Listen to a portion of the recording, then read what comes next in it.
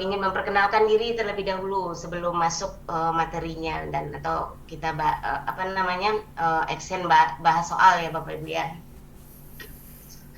Saya cek dulu suara saya terdengar jelas atau kurang Bapak Ibu?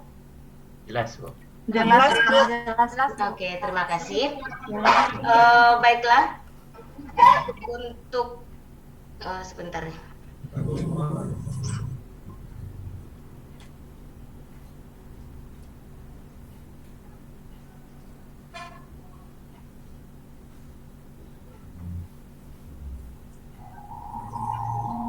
Izin share ya Bapak Ibu ya. Jujur nak. Orang nak wajar kok. Pasal ibu orang mau pacara.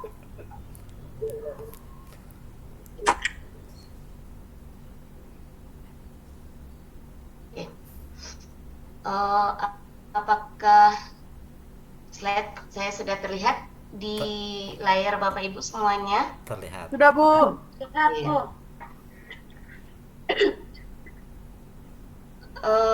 Baiklah, sebelum masuk materi ya Bapak Ibu tentang pembelajaran inovatif, saya memperkenalkan diri terlebih dahulu. Nama saya Wahyuni Satria Dewi, SPD MPD. Kalau tempat tanggal lahir itu di Tarusan ya, pesisir selatan, Januari 1988 gitu.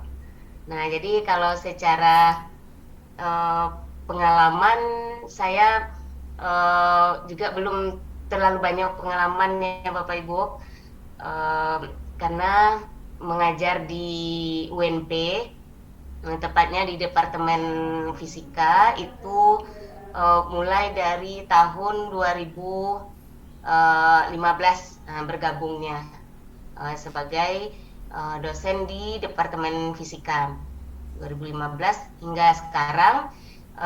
Rasanya belum banyak begitu ya Bapak Ibu pengalaman dan apa namanya istilahnya wawasan ya, dibandingkan dengan Bapak Ibu di sini barangkali banyak yang sudah lama pengalaman mengajarnya ya, yang sudah lama berkecimpung di dunia pendidikan khususnya di pembelajaran fisika ya Bapak Ibu. Namun di dalam kesempatan ini izinkan saya untuk berbagi pengalaman gitu, berbagi pengetahuan atau wawasan mengenai topik kita kali ini, dan saya diamanahkan untuk fokus pada materi pembelajaran inovatif gitu. Barangkali itu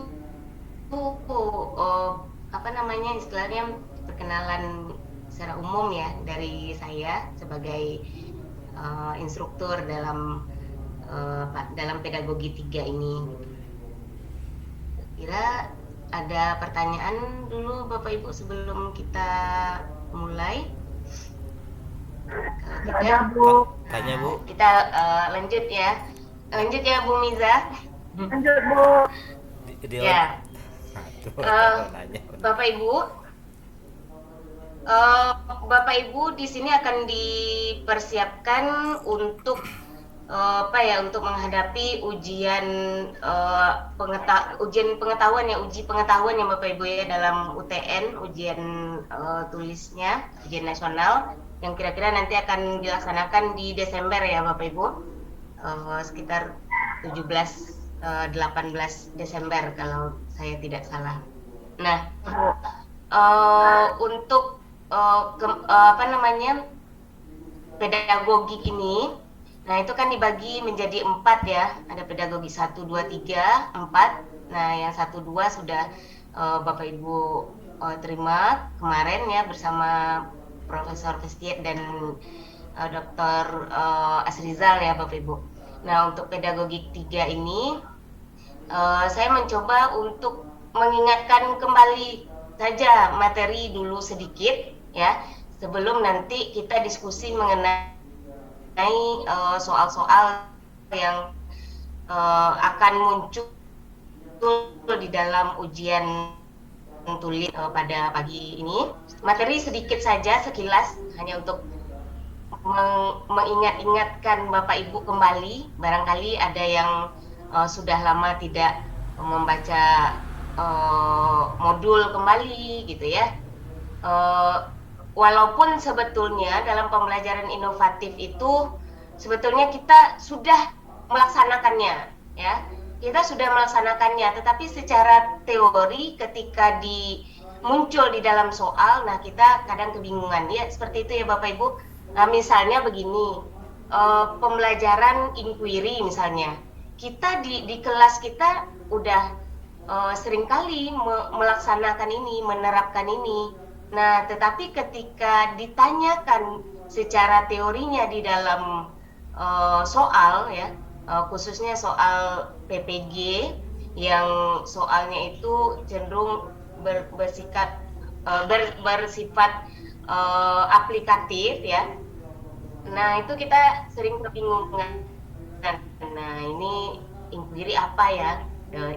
Inti dari pembelajaran itu gitu ya Bapak Ibu ya. Nah, maka kita kembali mengingat-ingat materi ini sedikit.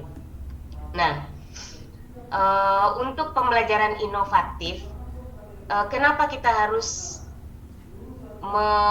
menerapkan pembelajaran inovatif di dalam bidang studi kita? Kira-kira kenapa Bapak Ibu? Kenapa kok harus pembelajaran inovatif yang menjadi fokus kita? Inovatif di sini ya, silakan. Pesat, Bu. Ya,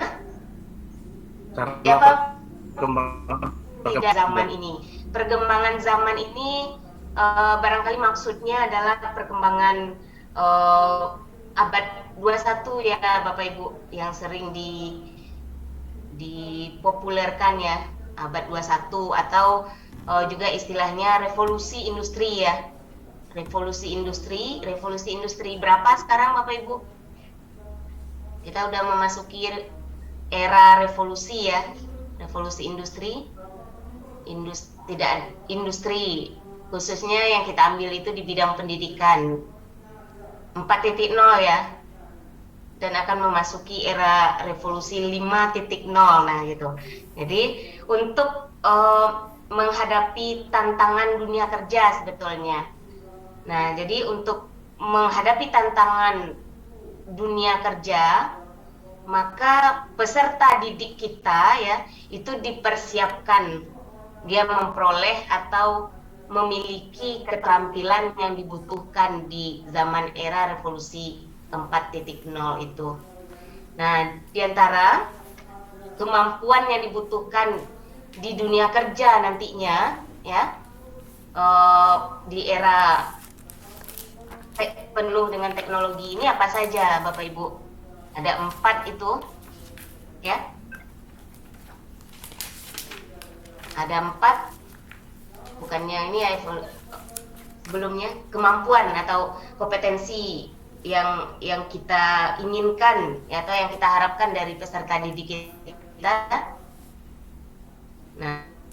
Nah itu yang pertama, peserta didik itu harus mampu dia berpikir kritis ya.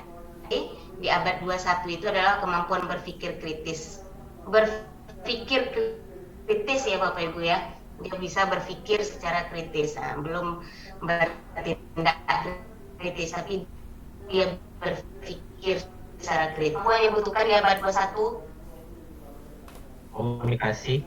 Komunikasi, betul sekali Bapak Heru. Kemampuan berkomunikasi secara ilmiah, berkomunikasi dengan baik. Nah, itu jadi tidak secara benar, ada isinya komunikasinya itu. Nah, baik itu dari segi materi yang disampaikannya atau dari cara dia berkomunikasi. Nah, itu sangat dibutuhkan sekali di era sekarang. Maka di dalam pembelajaran kita dibiasakan siswa kita itu berkomunikasi yang baik. Yang ketiga itu adalah siswa kita dituntut untuk berkolaborasi. Bisa dia berkolaborasi dalam kelompok kecil maupun dalam kelompok besar gitu. Dia bisa memahami orang lain. Nah, dan yang keempat itu adalah kreatif ya. Nah, kreatif berpikir. Kreatif. Nah, berhubungan dengan pembelajaran kita, kreatif, inovatif. Nah, siswa aja kita tuntut untuk kreatif. Nah, apalagi kita ya, kita sebagai guru harus kreatif, lebih kreatif dari siswanya, lebih inovatif. Nah, di dalam pembelajaran kita butuh kita sentuhan-sentuhan pembelajaran inovatif. Nah, pembelajaran inovatif atau pembelajaran yang berisi inovasi di dalam pembelajaran kita itu, nah, terdiri atas beberapa unsur. Nah, yang menjadi fokus kita dalam pembelajaran atau perkuliahan kali ini adalah, nah, yang 4 ini, yang di depan ini ya Bapak Ibu ya. Yang tentu saja Bapak Ibu masih ingat ini pembelajaran STEM, pembelajaran neuroscience, ya, pembelajaran digital, kemudian pembelajaran blended ya. Nah, khusus yang 2 di atas ini banyak sekali inti-intinya yang perlu kita ingat kembali ya. Tapi kalau untuk 2 di bawah, pembelajaran digital blended, nah itu kita sendiri sudah berada di zaman itu, digital blended ya Bapak Ibu. Tentu saja kita akan rasanya lebih mudah memahami soal tentang pembelajaran digital dan blended ini menurut pemahaman saya gitu. Nah, untuk pembelajaran STEM neuroscience ada beberapa nanti yang akan kita ingat-ingat kembali poin-poinnya. Nah, apa itu pembelajaran STEM Bapak Ibu? Apa tujuannya kita harus